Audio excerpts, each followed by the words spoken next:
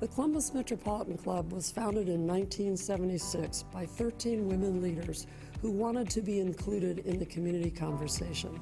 I am Sally Bloomfield, and I was one of those 13 women.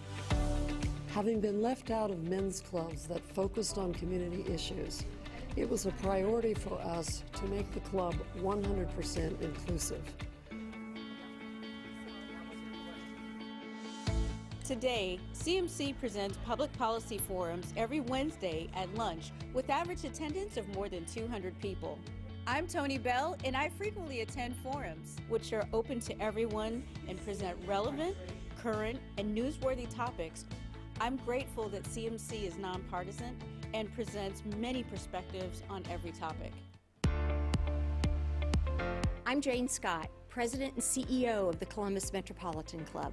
CMC is open to everyone. We invite you to explore the personal and professional benefits awaiting you at the Metropolitan Club.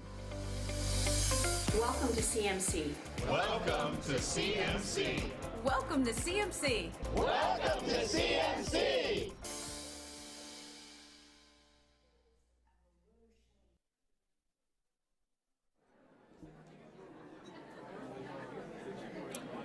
Good afternoon and welcome to the Columbus Metropolitan Club. Good afternoon. Founded in 1976 by 13 visionary women leaders, CMC's mission is to connect people and ideas through conversation. From its beginning, CMC has welcomed everyone. I'm Kristen Easterday, Director of Communications and Public Affairs with the Columbus Regional Airport Authority, and I'm also a board member with CMC. Let's begin today by meeting our newest CMC members. Len Huff with Axios, Steve Miller with Crabb, Brown and James, Linda Lipp with Keeler and Nadler, Colleen Neuenschwander, Ronald Edwards, and our lifetime newest member, B. Fishman. Let's give him a round of applause. If you're not already a CMC member, we encourage you to join. It's easy to do through CMC's website. Please also take a moment to look at the back of your forum flyers. You'll see the organizations that provide the not-for-profit CMC with half its annual revenue. To join this list of generous sponsors, please see Lainey Cuthbert, who's in the back there. Hi, Lainey. And she also wanted to let everyone know that she made a little mistake on the date for the League of Women Voters annual democracy event in action. It's actually May 12th. So if you wrote down May 8th, cross that off, write down May 12th. Today's forum is sponsored by Hannah News Service. And today's forum partners are the League of Women Voters of Metropolitan Columbus and NBC4. Our live stream is presented by the Emergency Response Fund of the Columbus Foundation in partnership with the Columbus Dispatch and NBC4i. Let's thank all of those supporting today's forum.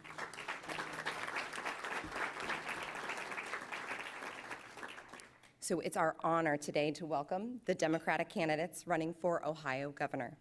Today's speakers will face each other at the Democratic primary on May 3rd. The winner will appear on the November ballot alongside a Republican opponent. Audience question for today's forum must be submitted in writing on the cards that are found at your tables. Please print your question and your name on the card, and a member of CMC's program committee will come around to collect the cards and will ask the question on your behalf. We're excited for a great conversation about the future of the Buckeye State and today's speakers. So please help me welcome John Cranley, former mayor of Cincinnati. Nan Whaley, former mayor of Dayton. And our amazing host, Colleen Marshall.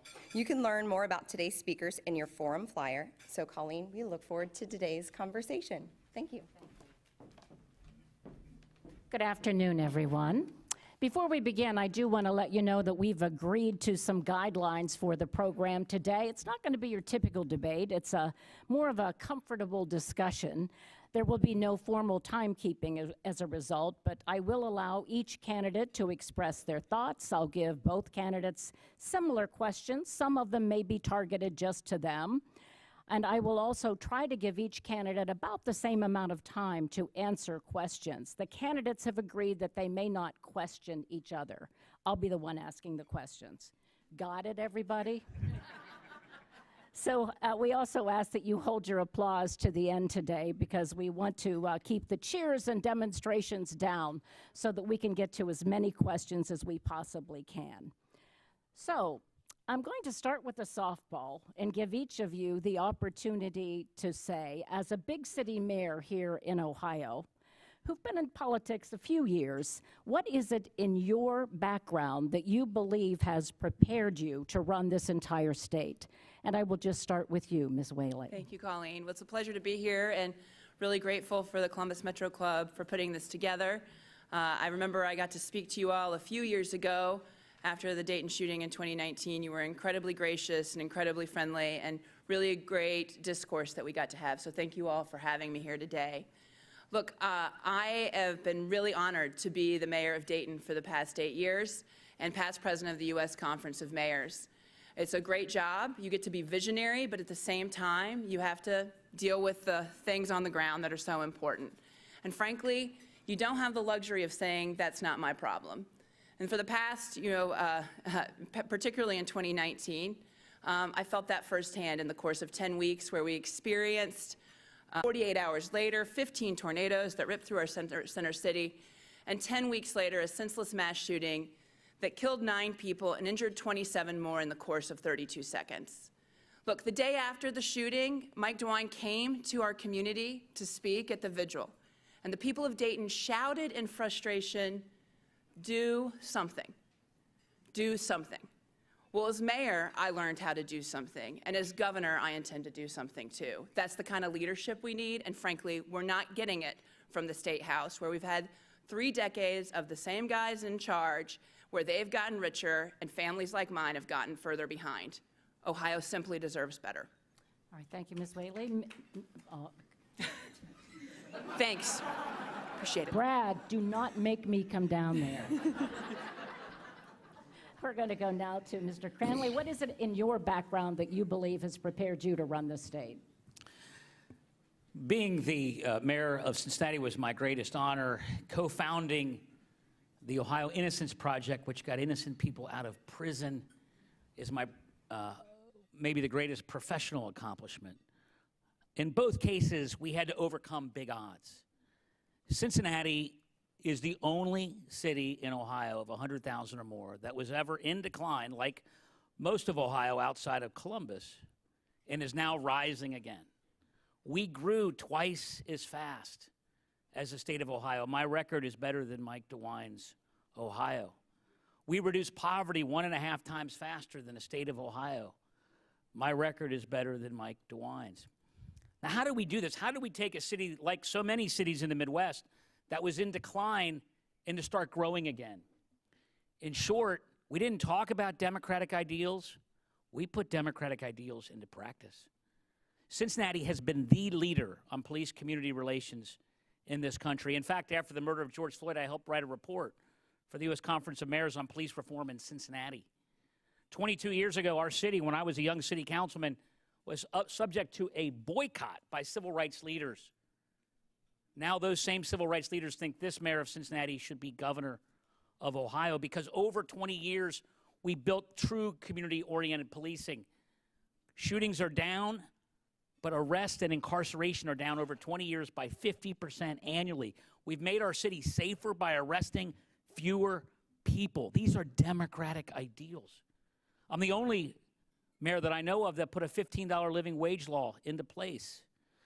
Along with Columbus, we became the first city in Ohio to get a 100% score from the Human Rights Campaign. I built the largest solar farm ever built in this country by a city. The city of Cincinnati government services are carbon neutral. And we doubled public transit in Hamilton County under my leadership, and I helped lead an effort to expand preschool. Investing in diversity and inclusion, treating people more fairly, not perfectly, but more fairly, investing in infrastructure, education, clean energy. These are our ideals as Democrats. And guess what? They work. Mike DeWine's trickle-down economics and corruption have shrunk the middle class in Ohio. My middle class is getting bigger. And I believe if we're going to beat Mike DeWine, we have to have a candidate whose record is better than Ohio's, not worse. And I'm the only candidate in this race who can credibly say that we can do better. The fact is that wages are rising in Cincinnati. Poverty is falling, all faster than the state of Ohio. And that's why Teresa and I are ready to lead this state based on our record and our plans for the future. You've made a cornerstone of your campaign to be marijuana, legalizing it and taxing it in the state recreationally. Realistically, there's a lot of skepticism about the numbers that you have released, about the amount of money that would generate. And also realistically, you have to get this passed somehow in this state, in this conservative legislature. What is your specific plan to make all that happen? Thanks, Colleen, and I'm excited about getting this done. Happy 420, by the way. Teresa and I are the first campaign to really lean into this. I even ran an ad calling for this. We need change. You know, having run the Ohio Innocence Project, I know that there are deep issues with the criminal justice system, and decriminalizing and legalizing marijuana is part of stopping people from ruining their careers over something that should not ruin your career over. Look, Michigan is collecting $280 million from an excise tax. These are facts. Everyone that's looked at my plan has said that on a per capita basis, we should get not only $350 million once fully implemented, but in Michigan, they're only counting the tax at the source of growth. We would also get new sales taxes. That's going to be over $500 million minimum, maybe much higher. But in addition to that, we also have, as governor, control of Jobs Ohio, which is way too secretive, and I intend to bring sunshine into that. But the governor controls about $330 million in excess cash flow with control of that organization. And the state has $120 million in cash capital for Wi-Fi expansion. My point is this, that Teresa and I are going to guarantee 30,000 jobs are created annually that pay a minimum of $60,000 to get high-speed Wi-Fi across the state. With remote learning, remote education, for small towns to have a chance to get a comeback, they need access to the economy. Cell phone coverage for the whole state, clean water, clean energy, advanced manufacturing, and fix our roads and bridges. We will borrow $8 billion over 4 years to do those infrastructure investments. And between marijuana, the cash capital from high-speed Wi-Fi, as well as control of Jobs Ohio, is well more than enough to pay for that debt service to build that infrastructure. Thank you so much for your question. I understand, Ms. Whaley, you've also said, in fact, you said in an interview with me, you would support legalizing and taxing marijuana. Do you have a specific plan for how that would work? Well, certainly I think it's time to legalize marijuana. The majority of the states in the country are, and we need to make sure that Ohio's getting its fair share of tax revenue from this. I think the state to the north of us, Michigan, has done a pretty good job of this, and I just don't think it's a magic bean or a silver bullet that's going to save Ohio's economy. If that's the case, Michigan would be doing a lot better and would not have to pay any of the taxes that they have to keep on going. So we need to get this done. It needs to happen. We need to have our fair share of resources. And then we also need to make sure that we expunge records of anyone that's been with a marijuana conviction. And then finally, when we do it, we need to make sure we have equity in mind. What we know about marijuana not being legal is it's disproportionately affected the African American community, and so we need to make sure when we are rolling this out that the entrepreneurs have an equitable lens, so we have African Americans that are really getting to lead and win in marijuana legalization. Redistricting, I think we can all agree right now in this state, is a train wreck. Understatement, Colleen. We understatement. know. Yeah. We know it's now in 2 courts. The federal court was taking it up today. We know voters have twice gone to the polls and said they wanted a fair process.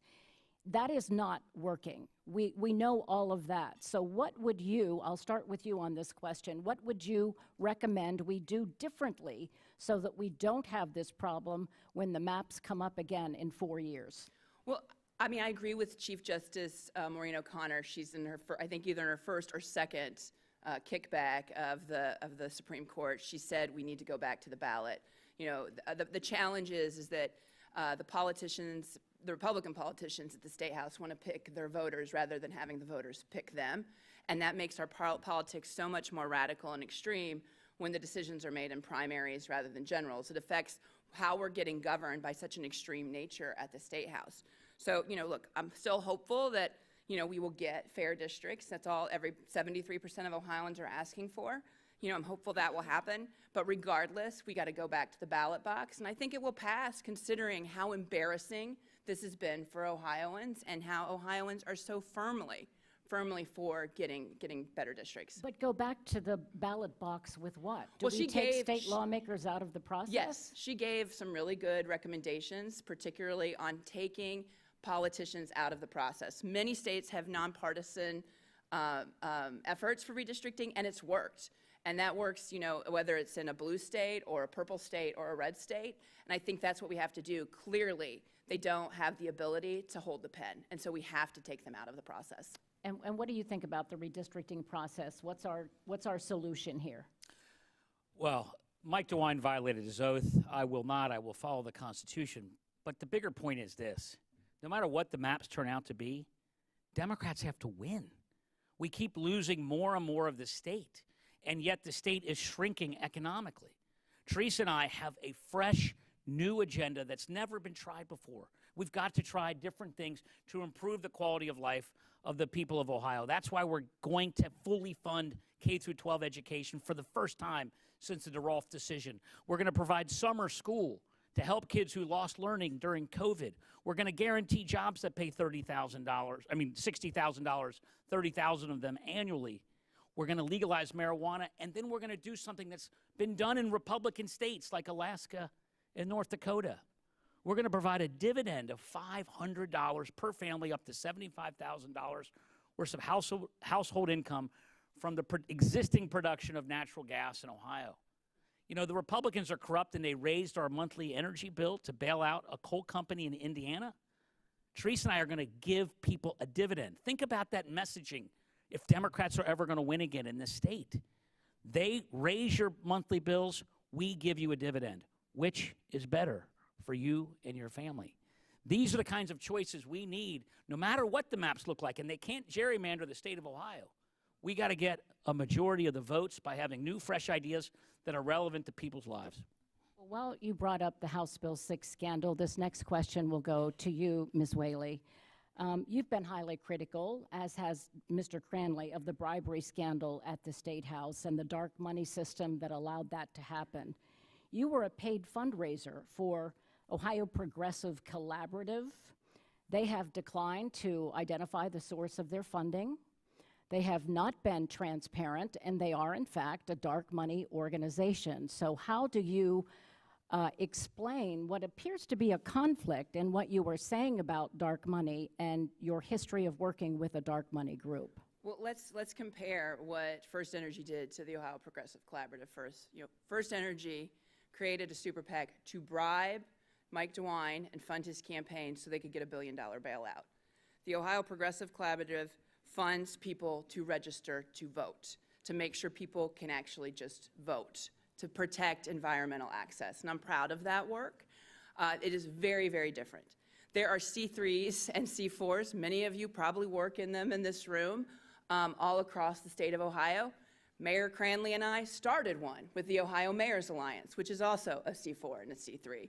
So these are tax entities, not necessarily dark money groups. When they become places to break the law, to make the FBI call the state the most corrupt state house in the country, that is very, very different. I'm proud of the work I did to make sure people had access to the ballot box and to fund that work. But should you not be transparent about, if you're talking about transparency with these groups, it's what lays the table for what happened with the dark money. We absolutely need to change the law. So my question is, did you solicit, or did the group solicit funding from First Energy, from AEP, from other utilities? And is that not exactly what happened that led you know, the same kind of non-transparency? And why not reveal where the money came from? Look, the first thing I did when I announced I was running for governor was to say we need to have an anti-corruption plan to make sure that we're not the most corrupt state house in the country. And one of that is disclosing all the funding that is all across the state right now. That's not the law right now. Kathleen Clyde has recommended that, has introduced bills on that. Allison Russo. When that happens, which I would fight for that to happen, that would definitely be the best way to go. But we cannot fight one hand behind our back when they're trying to suppress voters, when they're trying to make sure that we don't have fair districts, when they're trying to make sure that we don't have clean energy and clean water. We have to take the fight at where it's at, and we've got to win to change the laws so this can't happen again. All right, and I will ask you, this next question is for you, Mr. Cranley. There are a number of women's organizations and abortion pro-choice groups who are very concerned about your candidacy. In fact, Emily's list has said, and I'm going to read from their release, for most of his career, John Cranley has been vocal about his anti-abortion beliefs. Now that he recognizes the unpopularity of his views, Cranley is seeking to gloss over his prior anti-abortion statements with the hope that Ohio voters will forget about the past. They are concerned that if you are in the governor's office, and we have a legislature that is as conservative as it is today, passing some of the most restrictive abortion laws in the state, you will not veto those pieces of legislation. What do you say to these women's groups who have concern that you aren't being forthright about your true feelings about abortion? Thank you for the question. I am pro-choice. My Lieutenant Governor, Teresa Feder, is pro-choice, and we will defend reproductive freedom in the state and veto any effort to undermine it. It is true, and I believe in transparency, and my record is clear, that I started out in a different place. I was raised Catholic, and I started out my career in a different place. I've changed. And that change had to do with personal issues that my wife and I dealt with over 15 years ago as we started a family.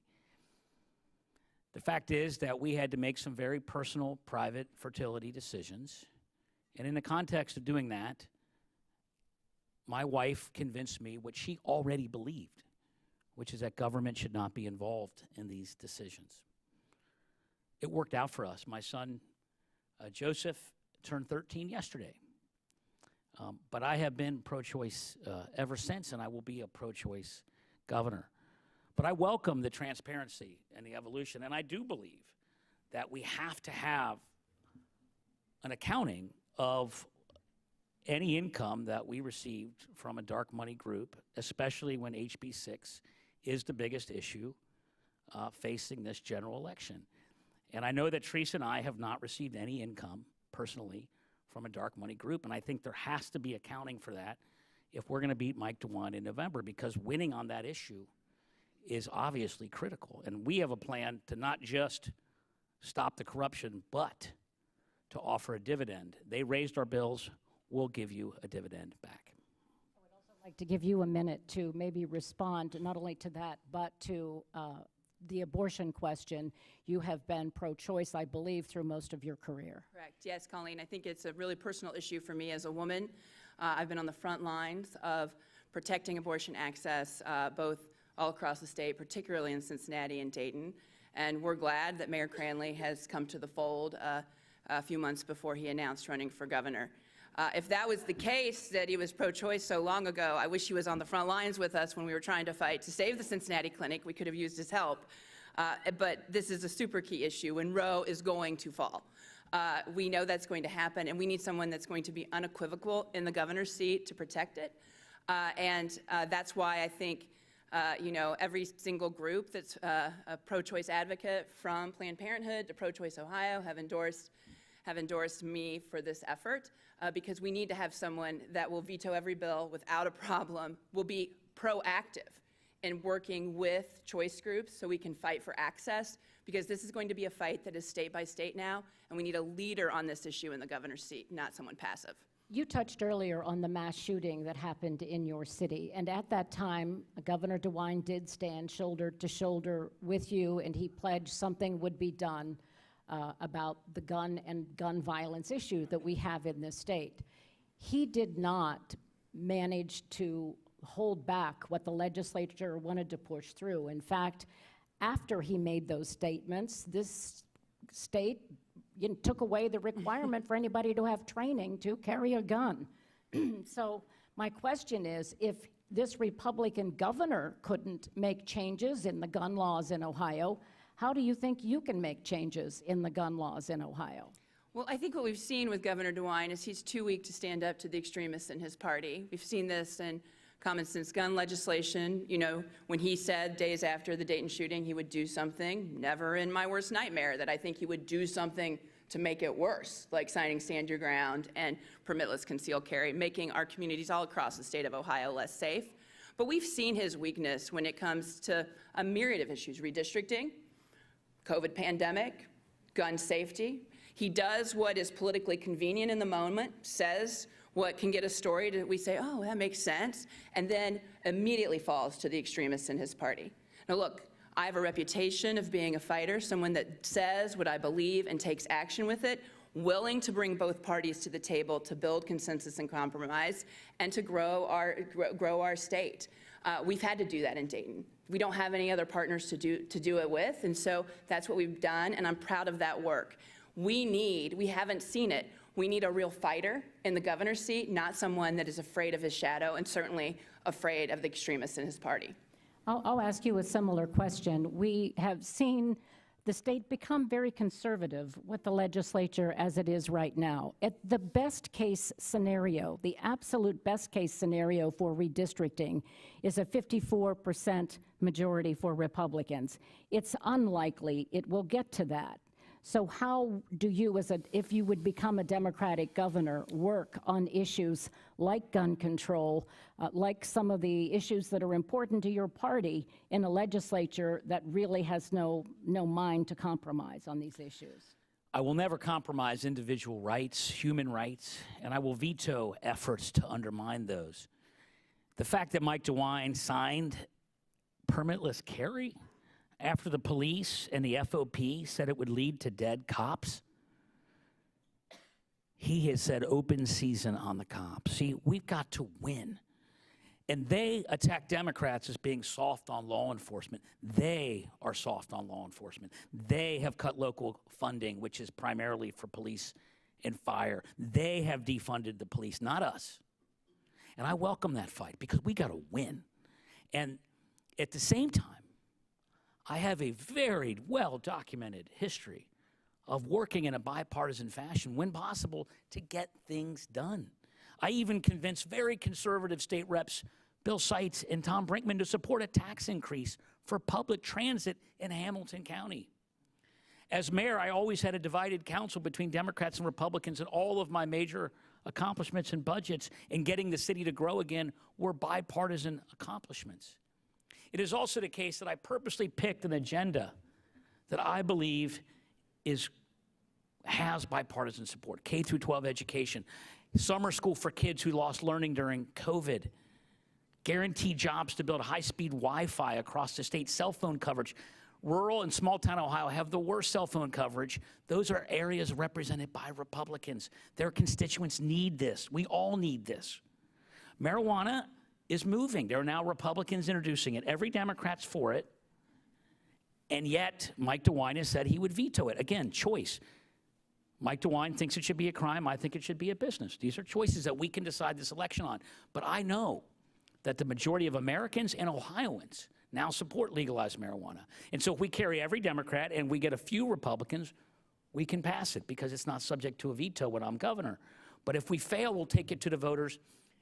Now, the dividend, a $500 dividend from energy like they have in Alaska, like they have in North Dakota, under Republicans. I know that's going to be a change of pace for the Republicans in this state because they're used to taking money from us and giving it to the special interest, which is essentially what HB 6 has done. That's essentially what their corruption tax has done, essentially what their gas tax that they refuse to budge on during high inflation right now. So that'll be a change of pace. But if it's good enough for the Republicans in Alaska and North Dakota, why isn't it good enough here? And with inflation and gas prices and food, we need a populist agenda that will lift the wages of the people of Ohio. And I think that's the best way to win. And fundamentally, this whole discussion is about who can beat Mike DeWine. And Teresa and I have both the record and a new set of fresh ideas that I believe give us our best chance of winning in November. One thing you touched on earlier is that there are parts of this state that are thriving and parts of this state that continue to suffer and see economic decline. And one of the areas that you can see stark inequities is in education. Even though 2 decades ago, the Ohio Supreme Court ordered that the funding crisis for schools in Ohio be changed, that somehow the legislature had to do something. If you would go, for example, into Dublin-Jerome High School here in Central Ohio, 99% graduation rate and opportunities that kids in Appalachian Ohio could never dream of. So as governor, what would you do to try to solve not only the funding crisis, but the inequities and opportunities for Ohio students? Thank you. There's a lot to unpack there. First of all, fundamentally, states are either growing or dying. And most of all, Ohio is in decline. But Cincinnati was also in decline and is rising again. So I have the track record to bring hope to the rest of the state. Second, Teresa is probably the leading champion of public education as a public educator herself. And we have promised in the first 100 days that we would fully fund constitutional education for the first time since DeRolf. We're only $1.5 billion away in a $70 billion budget to getting it full and fair funded. And we will do it as a standalone budget because that's not negotiable with everything else. We will also, as I mentioned, provide rigorous summer school opportunities for families who lost learning during COVID. But it's also the case that we've got to take economic growth to Appalachia as we have in Cincinnati. But specifically, we also need to deal with the mental health and the medical services that these communities need. You know, Governor Rhodes famously said he would put an airport in every county. Teresa and I are promising to put a federally qualified health center, primary care doctor center in every county in Ohio. There are 88 counties in Ohio. 47 don't have a single federally qualified health center that provides primary care, mental health care, dental care, addiction care. The people of Appalachia and so many parts of our state need those services. They were shut down and made you drive to hospitals. We're going to bring medical services back. But the other issue, which I've mentioned before, which is the biggest opportunity for rural and small-town Ohio to access the economy, is to take high-speed Wi-Fi to them so they can enjoy their choice to live in a small town and rural area and not lose out on access to the economy. This is how we grow all corners of the state. And I'll ask you the same question. We are seeing such an inequity in the educational opportunities for students. I'm from Appalachia. The students there don't have a clue with what's going on in some of the wealthy districts right here in Central Ohio. So how would you solve that problem? Yeah, Colleen, you're right. No matter what community you live in Ohio, you deserve to have a quality education with opportunities, and we don't see that in the state. You know, look, I've traveled to all 88 counties. I'm proud to see all across the pride of the state and that everyone does deserve better than what they're getting. And what we saw 20 years ago is a state house under John Husted that had this failed policy idea that if they cut taxes on the wealthy and big corporations, that suddenly every community would grow. It has not worked. I would not be running for governor if that were the case.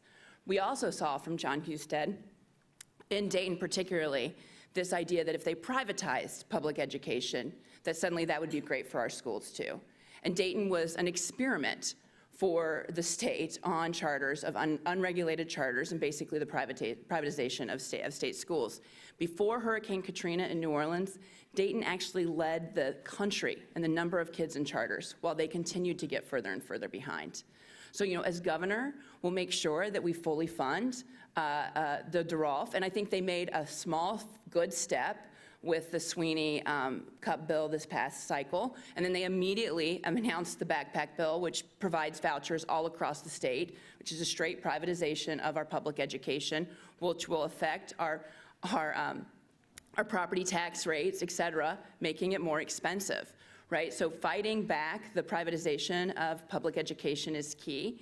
And then finally, like in Dayton, we provided high-quality preschool for every 3- and 4-year-old. We noticed that a lot of these kids in urban areas and in rural areas come to kindergarten behind. Childcare is a key opportunity to that. We've seen in Dayton it works. When kids start kindergarten ready, they're able to get to the 3rd grade reading guarantee and then be able to move. So putting more of that service and that opportunity, both for parents and families, will make a big deal. But we've got to get past this idea that if we keep cutting taxes for the very rich, that somehow all our communities are going to work out. It is a failed policy, and we've seen the inequity across the state get worse, not better. We have seen Governor DeWine and Lieutenant Governor Husted take quite a bit of credit for an economic development project that's coming from Intel that does promise to be transformative, especially for Central Ohio.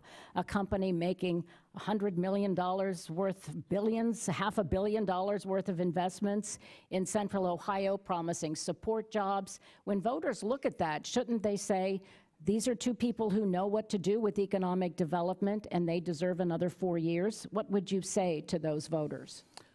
Well, they know how to make the fastest growing part of the state even richer. But what about the rest of the state? The rest of the state needs a comeback. And I'm the only person in this race that's delivered a comeback. And the fact is, the corporate welfare model isn't sustainable, isn't replicable. Because they're bringing, and look, of course, we're happy that Intel's coming and bringing jobs to Ohio, but they're taking money from me in Cincinnati and Nan in Dayton and people in Cleveland and Steubenville and Youngstown and Toledo to provide humongous corporate welfare benefits to a company here in the fastest growing part of the state. And by the way, eventually they're going to run out of our money. How are you going to get the next company in? You know, the fact is that Cincinnati's growing because we invested in diversity and inclusion and a $15 living wage and preschool and clean energy. And guess what? Everybody's doing better. Poverty's down. If we want to democratize and spread opportunity, so you don't have to do as Nana said, I agree with her. You shouldn't have to move to Columbus to have economic hope in the state. I love that line. We need to get high-speed Wi-Fi across the state. We need to get clean water across the state. We need fully funded K-12 education across the state. Look, the Republicans love to quote Reagan. Are you better off today than when the other guy took over? As he's famously said in 1980. The average Ohioan is worse off since Mike DeWine took office and started running the state in the years shortly after Nan and I were born. I'm still younger than you, John. She, as you never stop reminding me, she is younger. The average Cincinnatian is better off. Mike DeWine and the Republicans have driven the middle class and shrunk it in every part of the state because their divisive social policies, their trickle-down economics, and their corruption has weakened the middle class. We need a new way forward. And corporate welfare is not the way forward. Education, upgrading our research and development institutions at our state universities and major hospitals, K-12 education, summer school. This is how we democratize opportunity. And I'm not just saying this on an academic basis. This is what we did in Cincinnati. It works because not only are democratic ideals better morally, they're better economically. And we have the proof in Cincinnati that that's the case, and we can bring that same kind of growth to the rest of the state. Before I move on, yes or no, do you think the Intel project was a mistake? Well, to my statement earlier about the great Louis Brandeis Democrats about transparency, we need to see all the details. Of course, I'm glad to see billions of dollars being invested in Ohio in jobs, but at what cost? Are they going to take money from education? Are they going to take money from, how much money are they going to take from Cincinnati and Toledo? How much money? They still haven't fully explained to the public exactly what the bill is for taxpayers. So, you know, in the abstract, of course I'm happy those jobs are coming here, but at what price? And I don't believe, similar to all their corruption and similar to all their shady dealings with HB6, et cetera, I don't trust them. So I'd like to know the facts. But I certainly hope Intel comes, and I hope they bring those jobs.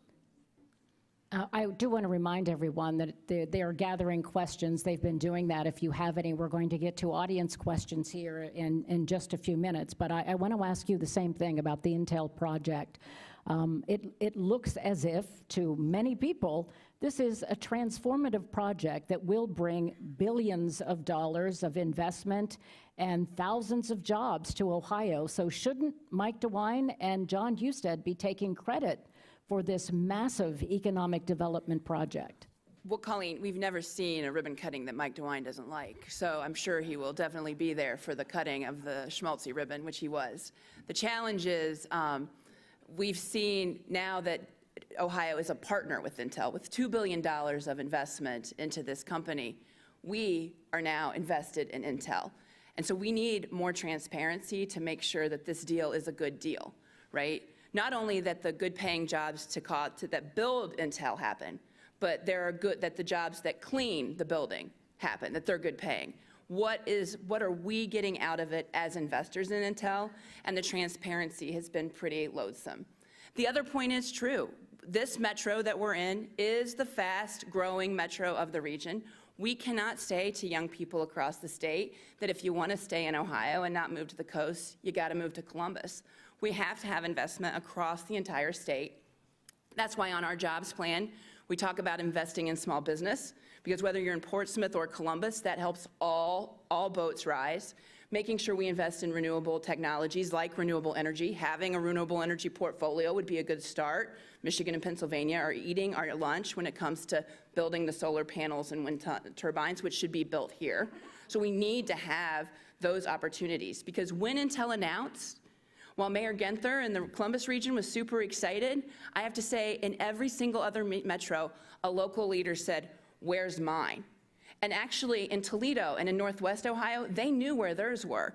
When, a couple months before, Mike DeWine made the ribbon cutting for the Peloton announcement that was supposed to be 2,000 jobs in Wood County. The same week that Intel was announced in the Columbus Metro, they announced that deal wasn't happening. But Mike DeWine didn't care because he already got his photo op. The details of how these jobs are going to be and making sure that we get our $2 billion worth in the state is very, very important. We are seeing on a national level inflation at record numbers, and we are seeing the popularity of Joe Biden be at record lows. There are predictions that Republicans will have a bloodbath in November, and that always trickles down the ballot, when not just the federal elections, but it trickles down. What do each of you say to voters about what is happening nationally and how that might be different if you took over? I'll start with you on this one. Well, as I've traveled the 88 counties, I see that people are frustrated for being forgotten and ignored, and they should be. And they should be, particularly to the Columbus State House, which for 3 decades has had the same guys running the place. We've fallen further behind, working families have fallen further behind, and they're getting richer. So I don't think it's necessarily a party issue. I think it's an incumbency issue for sure. And they have an answer. They can throw these guys out that have been taking care of themselves for the past 3 decades at the State House. And I think that they're frustrated with them. You can see just in this race how tough of a time the sitting governor is having, spending nearly $6 million on a primary, a sitting governor. They are frustrated, and they should be.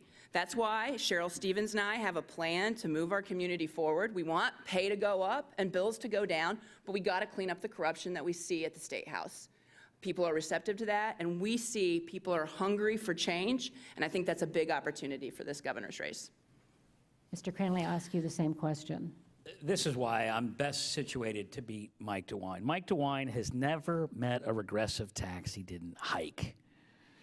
Within a couple months, he raised the gas tax and refuses to even temporarily rescind it with inflation.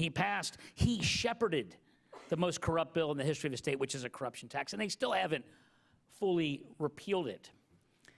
In my city, I lowered income taxes. Who do you want going into November? Somebody who raised taxes, Mike DeWine, in the heart of great inflation, or someone who's lowered taxes? I've got the credibility to say, you are refusing to help the middle class. But beyond that, Teresa and I have a plan to give people $500 a year from natural gas, like they do in Alaska, like they do in North Dakota. I didn't invent this idea. Republicans do it in those other states. If you're making $20,000 a year, if you're making $30,000 a year, $500 can be life-changing. If you have to use your car to get to work and your tire breaks, you could lose your job and cycle into poverty. But $500 could help replace that tire.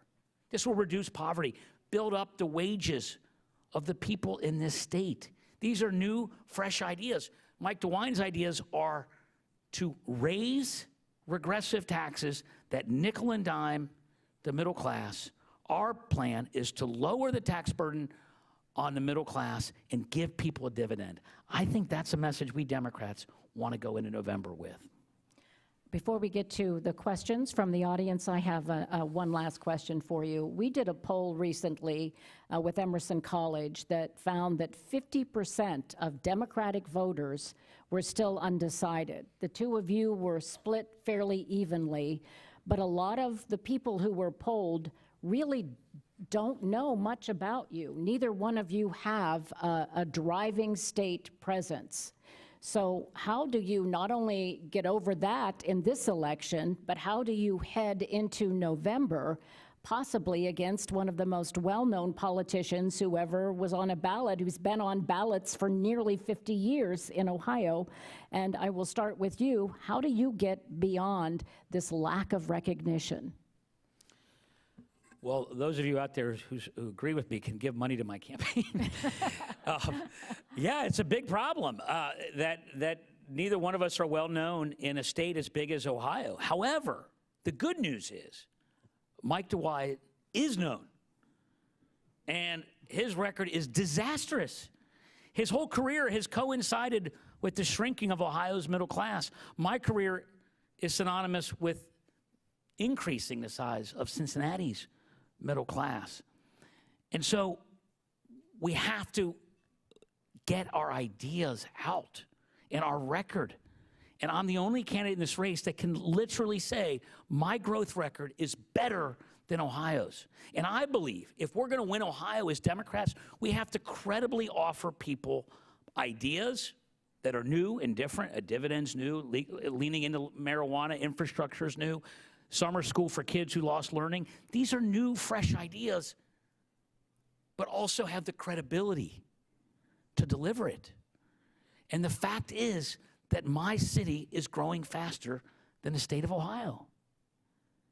And if we're going to fire a Republican in this state, we have to have a candidate whose record is already better to give people hope to make that change and vote Democratic. And I will ask you the same question. How do you get over this lack of recognition on all four corners of this state? Well, it's why we traveled to 88 counties and did the 88 county tour, right? We were extremely excited to see everyone. Dayton is a city much like the rest of the state, and it's very, frankly, it was very relatable to what I hear in my community every day about people being forgotten and ignored. I'm proud of the 225 local elected officials that have endorsed me and are out there talking to their friends and neighbors about this race. And I'm very proud to be endorsed by the best senator in the country, Senator Sherrod Brown. That kind of work, getting people to validate us, is really, really important, and we've had that experience across the state. Now, for the past 3 decades in Ohio, we've had one party in control. And for the past 3 decades, we've also ran a moderate white man for governor of Ohio. We've run someone like John Cranley in 2018, in 2014, and it goes on and on. We have never tried something different as Democrats. We see in other states, when they run women for leadership roles, we do better with women voters. Now, we can try to do the same thing over and over again and expect a different result as Democrats. They have a word for that. Or we can try something new and run a woman for governor. All right, we're going to go now to audience questions. He gets a quick response very quickly because we want to get to questions. Look, whether either of us are men or women is out of our control. That is true. And so, but what is in our control is how we governed our cities. And the fact is that Cincinnati is doing better than the state of Ohio. And I think it's fair to judge people on what they did have control of, not what they didn't have control of. Thank you for that. And Carol, go with our first question from an audience member. We're having board members from CMC asking the questions. This is a question from Marissa Bowers, Gahanna City Councilwoman. Please share how you will support local governments to reinforce local government fund and appropriately protect home rule. Go ahead, why don't you start with this? Well, thanks, Marissa, for your question. And certainly, like I said, I'm really proud of the 225 elected officials, the over 25 mayors across the state that have endorsed me, because they know that I've been a fighter in protecting for home rule and local access to funding. Look, like I said at the beginning, they had this idea 2 decades ago where they were going to cut taxes on the wealthy and big corporations, and suddenly all our communities would be better off. And what we've seen is the communities that can raise property taxes and the communities that can't do without. So it has made Ohio more unequal. So as governor, we got to make sure they pay their fair share. Like, I just want them to pay what people who work pay. That's it. Just closing the lobbyist loophole, $1 billion, making sure we can get our communities get the services they need. Now, this is very personal to me as the mayor of Dayton. We cut accidental overdose deaths by half. We invested over $1 billion into our downtown from private equity and private investment. We've built thousands of new jobs. But who wasn't with us? The state of Ohio. And I see that across the state. Local leaders doing their level best to try to move their community with no help from the governor. We deserve better, and as the next governor, I will fight for local communities. Same question. Oh, absolutely. We will defend home rule, and Teresa and I will fully fund the local government fund, which I believe is promised under the Ohio Constitution. In fact, Governor Gilligan from Cincinnati helped expand the income tax on explicit promise that it would be shared back with local communities. But the point I want to make on this, and this is so important if we're going to win as Democrats, is that 80% of local government funding, especially in small rural townships, counties, is police and fire. And Mike DeWine and John Kasich have defunded local government for the last 12 years. They defunded the police. They have made our cities and communities less safe. And by signing permitless carry, which the police said was dangerous, they have declared open season on the cops. And I'm tired, as a Democrat, of being characterized as soft on law enforcement. That is BS. They have attacked the police and fire of our state over and over again, and this is exactly why the firefighters have endorsed our campaign statewide, and it is why we can take this fight to the Republicans and win. Next question. Hi, I'm Carol McGuire, a member of the Program Committee. This is a question that was posed from one of our online listeners.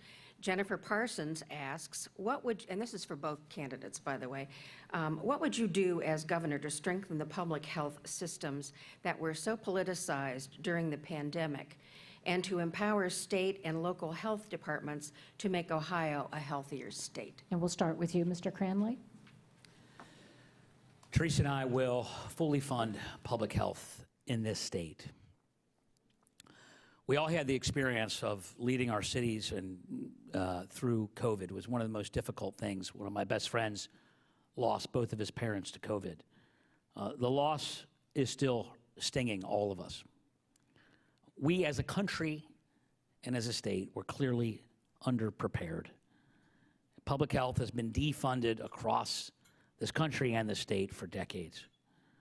Cincinnati has a 100-year-old history of being unique in having its own health centers, its own health department. We employ doctors and nurses and a full public health professional team. However, even us, we were better prepared than most cities. We were still underprepared. And so we will have a permanent investment in PPEs. We'll have a permanent investment in building a professional inspection team. We will have a professional contract tracing team. We were nowhere near ready for the contact tracing that was needed, the whole country. And this is, it's like you wouldn't build a state or a city without police and fire. You can't build a world that's interconnected without true public health professionals. And so Teresa and I will make sure that our budget fully invests in the kinds of infrastructure that we need for the next pandemic, because we all know there's going to be another pandemic. We'll have caches of PPEs, and we'll have professionals ready to do the best they can in the next pandemic. And we're going to move on to you.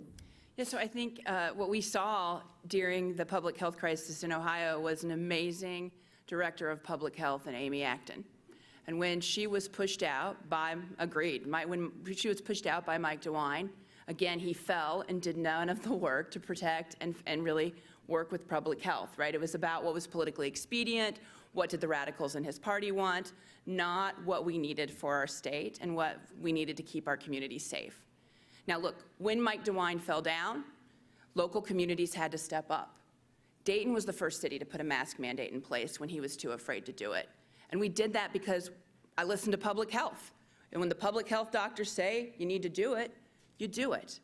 That's the kind of work that we need. We need a leader that will listen and then will support the actions of the experts. I'm proud of what we've done in Dayton during that time, and proud of the communities that followed us, that led in the face of the fact that Mike DeWine was too weak to stand up to extremists in his party yet again. We have come to the end of the program, and by agreement, each candidate gets 1 minute to make a final closing statement. We are going to proceed in alphabetical order. So, Mr. Cranley, please make your 1 minute closing statement.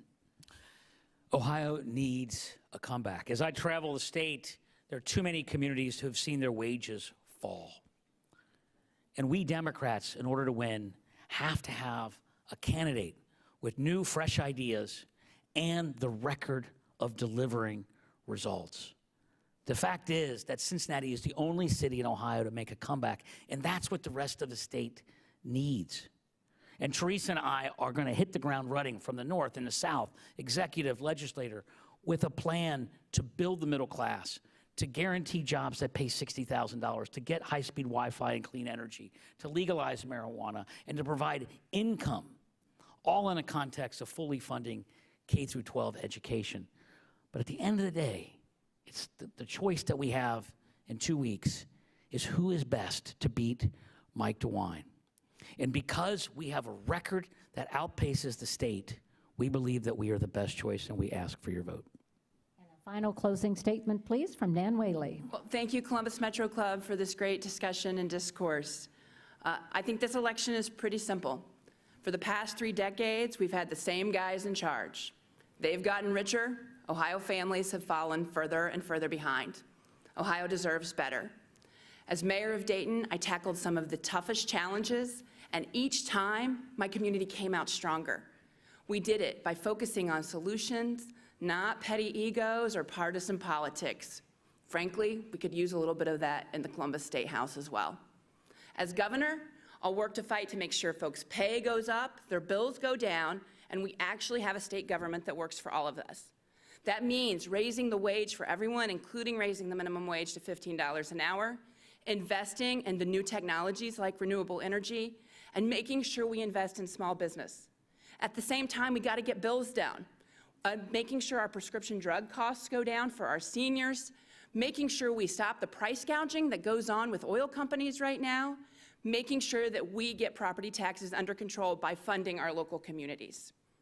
I'm asking for your vote on May 3rd because I believe we need a fighter from the working class that is willing to fight for every community in this state that has working class folks.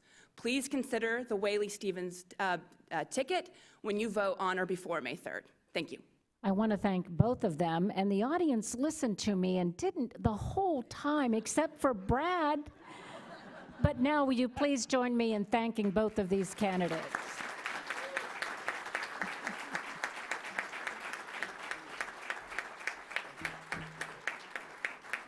So I hope everyone found today's forum as educational as I did. Please join us next Wednesday at the CMC as we present Good Health is About More Than Medicine. Thank you to today's sponsor, Hannah News Service, and today's partners, the League of Women Voters of Metropolitan Columbus and NBC4.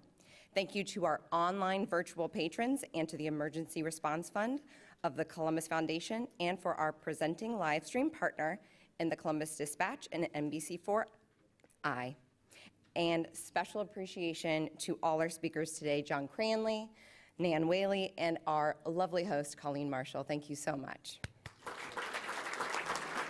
All right. One more thing. Before we adjourn, CMC would like to thank the Otterbein students who have been our special guests for the past 14 weeks as part of an inaugural senior year experience civic leadership class. Can I ask everybody to stand that's with Otterbein? Students, instructors, Otterbein President John Comerford and Rachel Comerford. Thank you so much. Congratulations, and we would invite anybody here to join us for a special reception that Andy Chow will make a few remarks and all the students will be receiving a certificate. So please feel free to join us in the other room. Thank you for joining us today and with this conversation. Thank you. Barely got it in.